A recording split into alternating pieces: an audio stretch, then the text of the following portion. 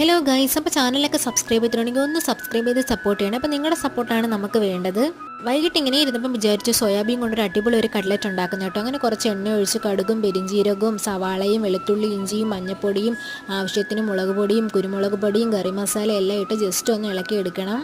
പിന്നെ നമ്മൾ നേരത്തെ വേവിച്ച് വെച്ച ഉരുളക്കിഴങ്ങും കൂടെ നമുക്ക് അതിനകത്തോട്ട് ഇട്ട് കൊടുക്കാം. പിന്നെ കുറച്ച് കരിവേപ്പിലയും കൂടെ നമുക്ക് അതിനകത്തോട്ട് ഇട്ട് കൊടുക്കാം. അതൊക്കെ ഒന്ന് ജസ്റ്റ് ഒന്ന് ഇളക്കിയെടുത്തതിന് ശേഷം ഇനിയാണ് കേട്ടോ നമ്മുടെ മെയിൻ ഐറ്റം. ഇതാണ് കേട്ടോ നമ്മുടെ മെയിൻ ഐറ്റം. സോയാബീൻ ജസ്റ്റ് ഒന്ന് ക്രഷ് ചെയ്തെടുത്തത്, ഒരുപാടങ്ങ് ക്രഷായി പോകരുത്. പിന്നെ അതിനകത്ത് കുറച്ച് ബ്രെഡിൻ്റെ പൊടിയും കൂടെ നമ്മൾ ഇട്ട് കൊടുത്തിട്ടുണ്ട്. പിന്നെ ആവശ്യത്തിന് ഉപ്പൊക്കെ ഇട്ട് കൊടുക്കണം.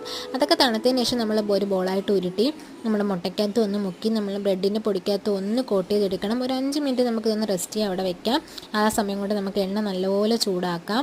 അടിപൊളിയായിട്ട് എണ്ണ ചൂടാതിന് ശേഷം മാത്രമേ ഇടാവുള്ളൂ കേട്ടോ.